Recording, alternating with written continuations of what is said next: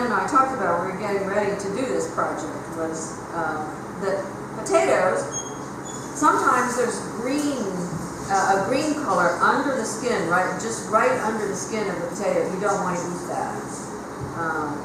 So that's what I'm doing right now. This one has that condition, so I'm removing some of the flesh just under the skin so that it's not good for us. I don't know exactly what it does, but it's not healthy for humans to eat that green stuff. Cucumbers are pretty easy to grow, so it's a good thing to grow. They have a lot of uses.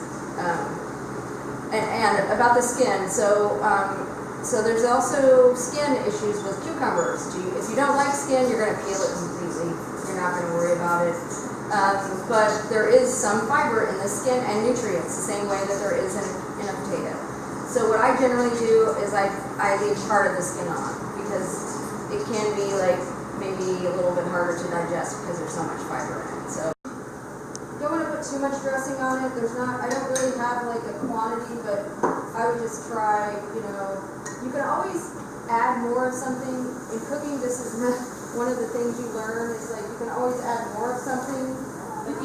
It's on low, okay? But you can't take it away. So that's the thing about cooking. So you always want to just try to add something a little bit at a time until you get to where it tastes good to you.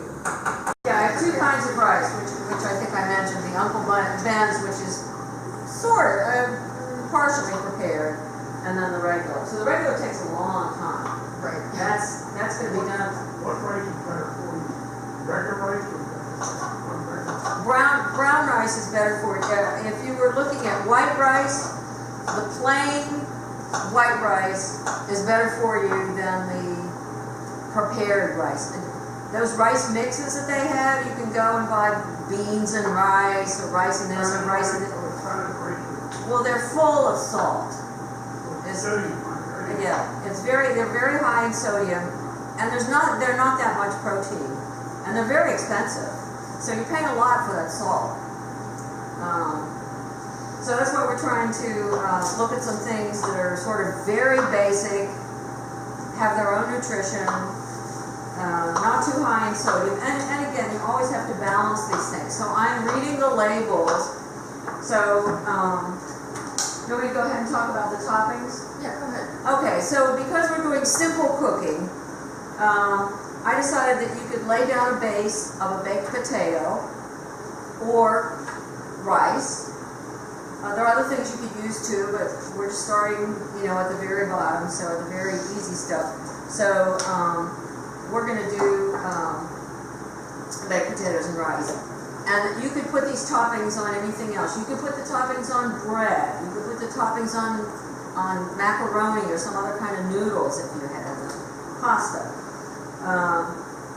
But I chose a variety of toppings. The only two that we're really going to cook today are spaghetti sauce and meatballs. Now these are pre-made meatballs that I bought at the grocery store today, and that's where I spent the most time. I was in front of the freezer case reading the labels on the frozen meatballs, because I'm balancing which one has the most protein, because that's what we're getting out of meatballs is protein. Which one has the most protein?